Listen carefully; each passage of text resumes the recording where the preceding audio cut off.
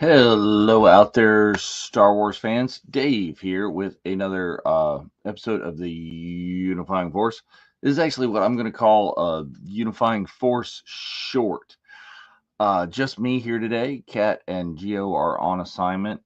We've been really working hard to nail down some stuff for you out there on the Unifying Force, and it's not quite ready for public consumption. We're not quite ready to go forward with the ideas and the programming that we had intended for today. So I'm going to come here, and it's going to be a real short, quick, to the point, sweet one. But I would be remiss as an artist and an art educator to not acknowledge something that has gone on in the Star Wars world, or in the pop culture world and the art world in general, since our last airing. So I want to talk to you a little bit about Greg Hildebrandt. Okay. So if you don't know who Greg Hildebrandt is, you know who Greg Hildebrandt is. Okay. He was not only a Star Wars artist, but just an artist. Okay. He's done stuff for all sorts of pop culture properties. Just an amazing talent. He and his twin brother, uh, collaborated on so many things, and he passed since our last airing. So I really wanted to talk to you and let you know what you kind of already know about him. Okay, it's a person that you just may not have associated the face with the artwork, but his artwork is just so prevalent that you know what it is. So I wanted to take a few minutes and just let you know that. So, like I said, this is Greg Hildebrandt. His Insta there was Spiderweb Art. He just so many things. This is one of his fine art pieces that he's doing there.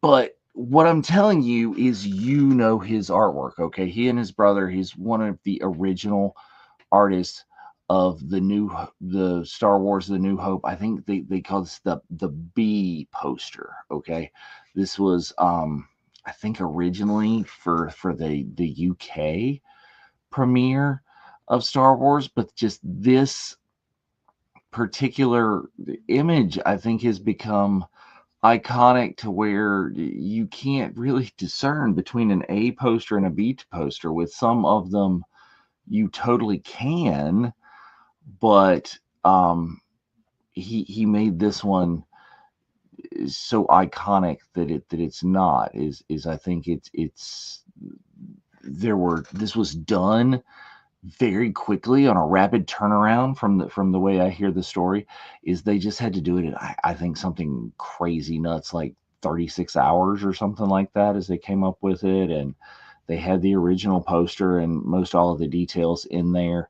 I think the droids were missing in the original one, and I think the artist signatures weren't quite as big as they are. And this one's cropped. I'm sorry for the aspect ratio of our screen here today. It doesn't really fit it. But just boom, they turned this around and made a few little changes that the studio or George had added, had asked them to do, and there it is. You've got one of the most iconic pieces of science fantasy, as we like to debate on this channel, science fiction, science fantasy art of all time. And this wasn't just what they did. the brothers Hildebrandt were not shy about delving into. Yes, they did other Star Wars things. They did artwork for comics and comic covers and other things. They did artwork for Tolkien, the Lord of the Rings. You talk about jumping from like one massive franchise to another massive franchise. This is a collection, the Tolkien years of the brothers Hildebrandt. I think that's probably available out there on Amazon. So go pick that up. Just massive amounts of works for Tolkien and fantasy Tolkien-esque things. Dragons. I think they did a number of artworks for uh, Dungeons and Dragons. All sorts of things. And Greg and his brother Tim didn't always. I think it's Tim. Pretty sure it's Tim. Didn't always work together, but they worked together when they started out, and they had a period where they went their own ways, and they each did all of those things. Um, did their own artwork separately, which was still amazing. And then they came back together for some beyond amazing artwork as well. Is I want to say that this was in the 90s ish. It's that style of art for forever. Some of the really cool things they did was this series of trading cards, the Marvel Masterworks trading cards, right? I, I mean, this is the classic style of all of the characters, and I've gone through and I've scoured the internet and I've looked for a lot of them, and I haven't found uh, images that I can use on this screen, right? A lot of them are WebP files or different files that I can't show you up here. But, enough to where there's the Marvel art of the brothers Hildebrandt, where they come back together. Go check that out again. But that Masterwork series, just the quality of all of these illustrations of all of your favorite Marvel characters in this series, top notch. This is very difficult to surpass that quality of art. And like I said, if you want to check out more of his stuff, is if you check out Instagram, and like I said, Instagram is Spiderweb Art. That's his own I guess it was his personal thing, and I hope that maybe someone is carrying that on. Um, really great. So look at there, and again, he so many properties he done. There's available here that I found. Went down the rabbit hole. Some of this very limited on blackboard art of you've got Batman there, which is one of my favorites.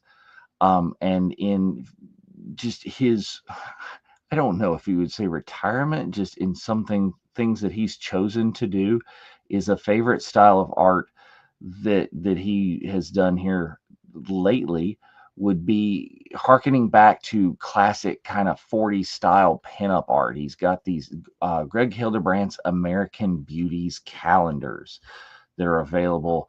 I found them in years from like at least 2015 to 2021 here.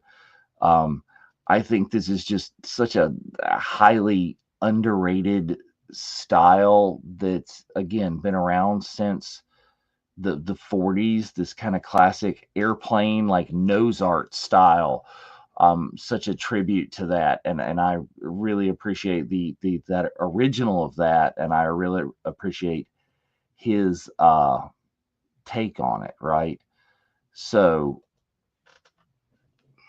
that's it. I mean, that's my stick. I know I'm not doing a full hour episode and delving deep. I don't want this show to become what we've very sadly here lately. We've had a lot of tribute shows to different people in the Star Wars universe. And I think that's very important that we do it, but I don't want that to become all that we do. So, like I said, we are working on some other content for you, but I would be remiss if I did not come to you and mention this and tell you to go out there, get on Amazon, look for those books, get on his Instagram, check it out. Just do a Facebook search, right, of for Greg Hildebrandt, and you will see so many tributes of so many people that he has affected, including several people that I won't mention because it's their personal thing, but people that are very near and dear to this channel. Is um, just go look at those tributes and how those people are paying tribute to this person, and that just tells you worlds about them right now. Um, and I think, there's even there's a service for him, like how topical and timely it is today as we air this November the 10th. um so very much our condolences to his friends and family, and he will of course live on through his artwork, as so many of the pop culture legends that we talk about on this show do. Um, but that's it. That's all I have for you today. I hope just this little slice of time has been something valuable to you. I hope you go out and check out some more of the art. And as always, thank you so much for watching here on the Unifying Force and watching the Virtual Cantina Network. Uh, we'll be back to you in 2 weeks, hopefully with all three of us back together, and hopefully with a fully realized and fully fleshed out idea of what we're working on for you. So until then, may the force be with you.